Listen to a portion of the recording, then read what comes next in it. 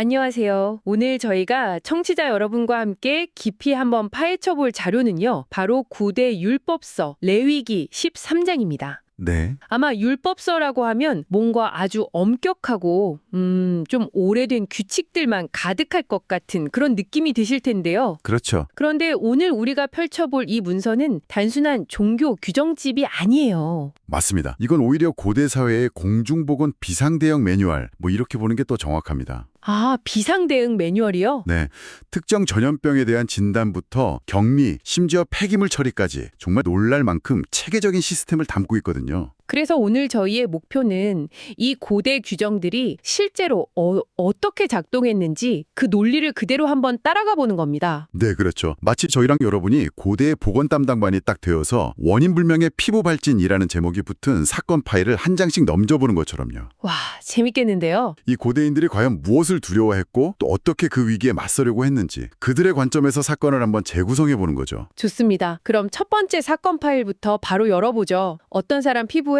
정체불명의 부스럼이나 색점이 발견됐어요. 네. 지금 같으면 당연히 피부과 의사를 찾아가겠지만 당시에는 어디로 가야 했을까요? 바로 제사장에게 가야 했습니다. 아, 제사장이요? 네, 여기서부터가 아주 흥미로운 지점인데요. 제사장이 그냥 종교 지도자가 아니었던 거예요. 아, 그는 공동체의 전염병을 진단하고 관리하는 공중보건의 진단관의 역할을 수행했던 거죠. 그럼 개인이 에이, 이 정도는 괜찮겠지 하고 넘어갈 수 있는 문제가 아니었군요. 절대 아니었죠. 반드시 공인된 전문가의 검사를 거쳐야 했습니다. 일종의 질병관리청 초기 모델 그런 느낌이네요. 아주 정확한 비유입니다. 그럼 그 제사장, 즉 고대의 진단관은 환자를 보고 무엇부터 확인했나요? 어떤 진단 기준이 있었을 텐데요. 아주 명확하고 구체적인 두 가지 기준이 있었습니다. 오, 두 가지요? 네, 제사장은 환부를 아주 자세히 들여다보면서 딱 두 가지를 체크했어요. 첫째, 환부의 털이 하얗게 변했는가. 털 색깔. 그리고 둘째, 환부가 주변의 정상적인 피부보다 움푹 파여 보이는가. 아, 깊이. 네, 이 두 가지 조건이 모두 예스다. 그러면 그 자리에서 바로 부정하다는 1차 판정이 내려졌습니다. 와, 굉장히 빠르네요. 털의 색깔 변화랑 피부의 함몰, 그러니까 딱 눈으로 확인할 수 있는 명백한 증거를 기준으로 삼은 거군요. 바로 그거죠. 근데 항상 그렇게 명확하지만은 않았을 것 같아요. 예를 들어서 반점은 있는데 털 색깔은 그대로라거나 움푹 파이지는 않은 그런 애매한 경우도 많았을 텐데. 물론이죠. 이런 환자 파일에는 뭐라고 적혀 있었을까요? 바로 그 지점에서 이 시스템의 합리성이 드러납니다. 우리 파일에 판정 보류라고 도장이 딱 찍혔을 거예요. 판정 보류요? 네, 제사장은 섣부른 판단을 내리지 않고요. 그 환자를 7일 동안 따로 격리시켰습니다. 아, 7일간의 격리. 네, 현대의학에서 말하는 잠복기나 경과 관찰 기간, 이거랑 완전히 같은 개념이죠. 와, 성급하게 괜찮다고 했다가 병이 퍼지는 것도 맞고 반대로 멀쩡한 사람을 부정하다고 선언하는 실수도 피하려는 아주 신중하고 과학적인 접근법이었던 거예요. 7일간의 격리라 지금 우리한테는 너무 익숙한 개념이지만 수천 년 전에 이미 이런 시스템을 갖추고 있었다는 게 정말 놀랍네요. 그렇죠. 자, 그럼 7일이 지났습니다. 담당관인 제사장이 격리된 환자를 다시 찾아왔어요. 이제 최종 판정을 내려야 할 텐데 결과는 어떻게 나뉘었을까요? 크게 세 가지 시나리오가 가능했습니다. 첫 번째, 가장 긍정적인 경우죠. 네네. 7일 후에 다시 보니까 병이 더 퍼지지 않고 오히려 옅어졌어요.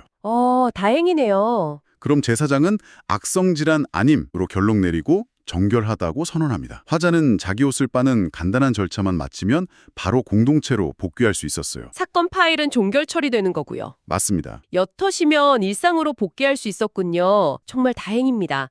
하지만 반대의 경우도 분명히 있었겠죠. 그럼요. 만약 7일을 기다렸는데 그 반점이 더 선명해지거나 옆으로 이렇게 퍼져나갔다면 그땐 정말 최악의 시나리오가 시작되는 거겠네요. 바로 그렇습니다. 그게 두 번째 시나리오인데 우리 파일에는 아마 확산성 확인이라는 붉은 도장이 찍혔을 겁니다. 아, 7일간의 관찰 결과 이 질병이 활동성을 가지고 퍼져나간다는 게 입증이 된 거죠. 네. 이 경우 제사장은 더 이상 지체하지 않고 나병으로 확진하고 부정하다고 최종 선포하게 됩니다. 이제부터는 단순 격리가 아니라 사회와의 완전한 분리가 시작되는 겁니다.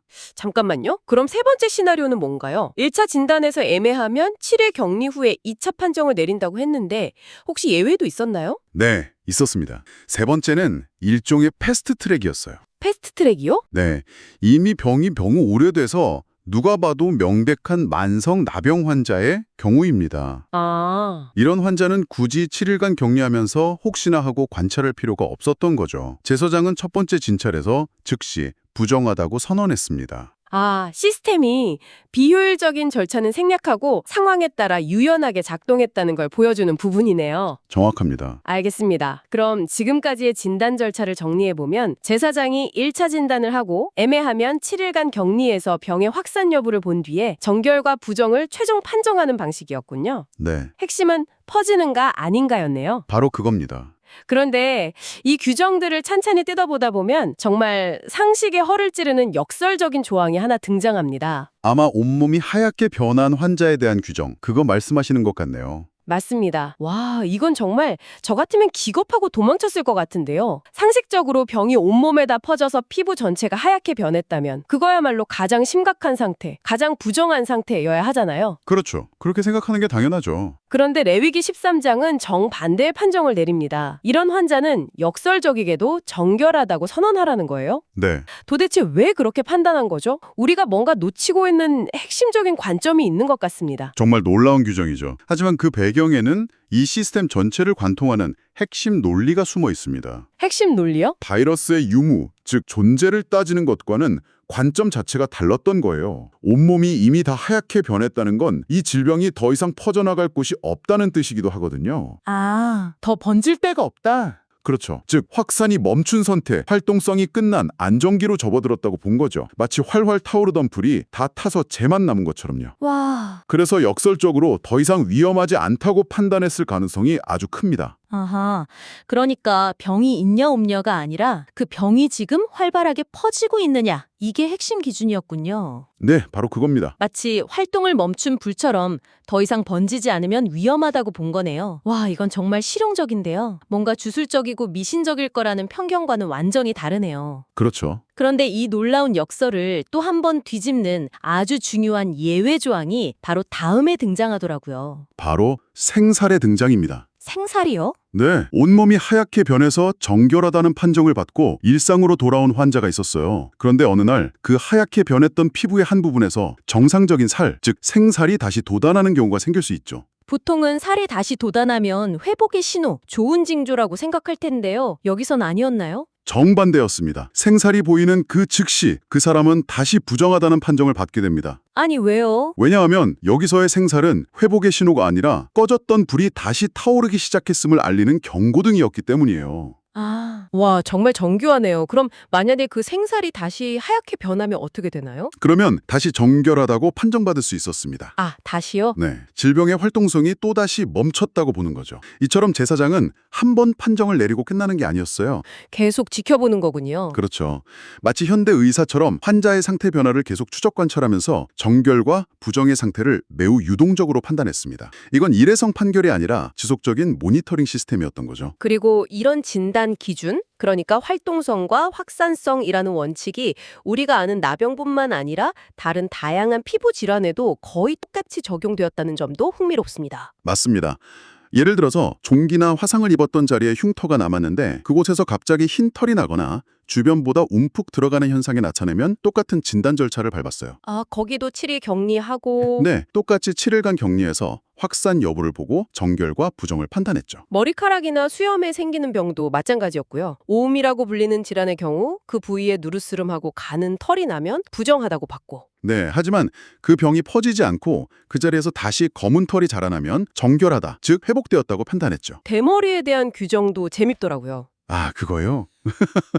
대머리 자체는 전혀 부정하게 보지 않았다는 거, 그냥 자연스러운 현상으로 인정한 거죠. 네, 하지만 그 맨들맨들한 두피에 희고 붉은색 점이 생기면 이건 나병의 한 종류로 간주해서 부정하다고 판단했습니다. 결국 핵심은 언제나 똑같네요. 비정상적인 색의 변화, 그리고 그것이 퍼져나갈 가능성이 있느냐 없느냐. 정확합니다. 자, 그럼 이제 최종적으로 부정하다는 선포를 받은 환자의 사건 파일로 넘어가 보겠습니다. 여기서부터는 개인의 질병이 공동체 전체의 문제 문제가 되는데요. 네. 이들이 따라야 했던 사회적 격리 지침은 정말 충격적일 정도로 구체적이고 강력합니다. 네, 환자는 자신이 부정하다는 것을 온몸으로 그리고 온 사회에 알려야 할 의무가 있었습니다. 첫째, 자신의 옷을 찢어야 했어요. 옷을 찢는다. 둘째, 머리를 풀어야 했습니다. 당시 단정하게 묶거나 정리한 머리는 정상적인 사회 구성원의 상징이었기 때문에 머리를 푸는 행위는 스스로 사회적 질서에서 이탈했음을 공표하는 것이었죠. 그뿐만이 아니죠. 윗입술을 가려야 했고 가장 결정적으로는 스스로 계속해서 부정하다라고 외치고 다녀야 했다는 점. 맞아요. 이건 마치 움직인 후 경고 사이렌처럼 주변 사람들이 자신을 인지하고 거리를 둘 수 있도록 강제적인 경고 시스템을 작동시킨 거예요. 맞습니다. 그리고 마지막으로 공동체가 모여 사는 진영 밖에서 혼자 살아야 했습니다.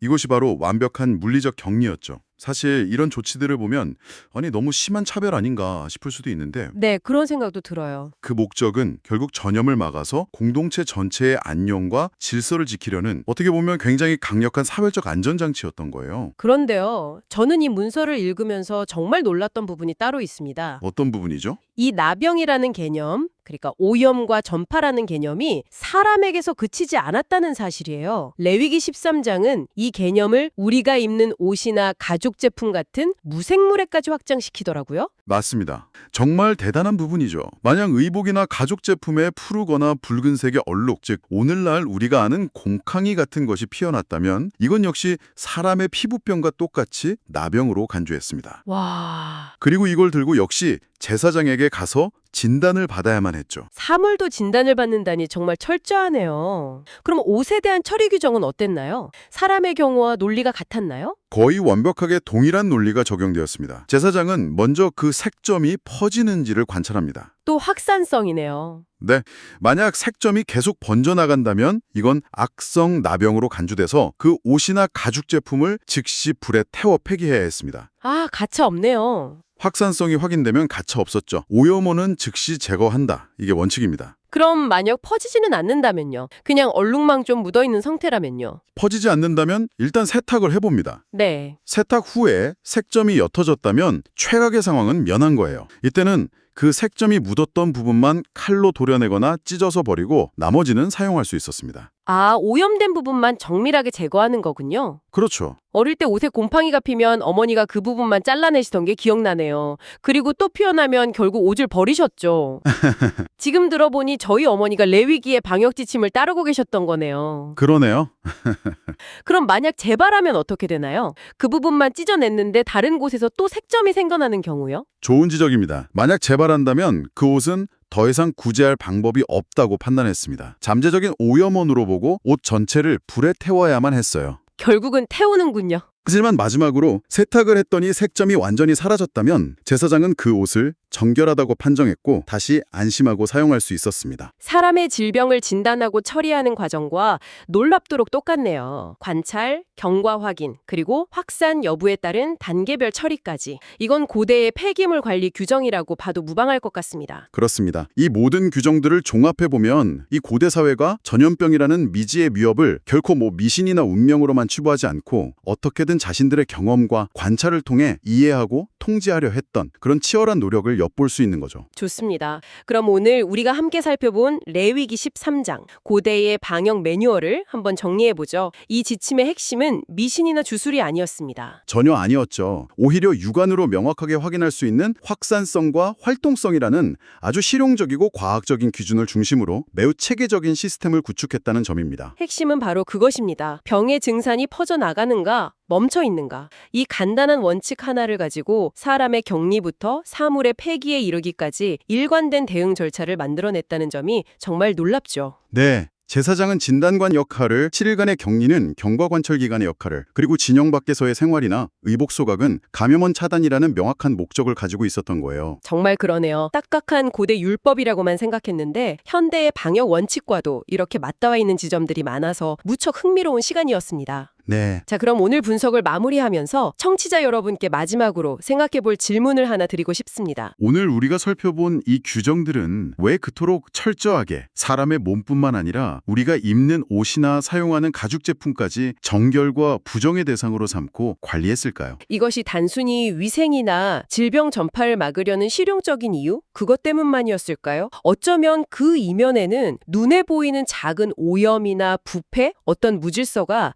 단지 그 자체로 끝나는 것이 아니라 공동체 전체의 안녕과 질서, 더 나아가 신성함까지 위협할 수 있다는 더 깊고 상징적인 세계관이 자리 잡고 있었던 것은 아닐까요? 네, 그 질문을 한번 곱씹어 보시면서 오늘 내용을 정리해 보시면 좋겠습니다.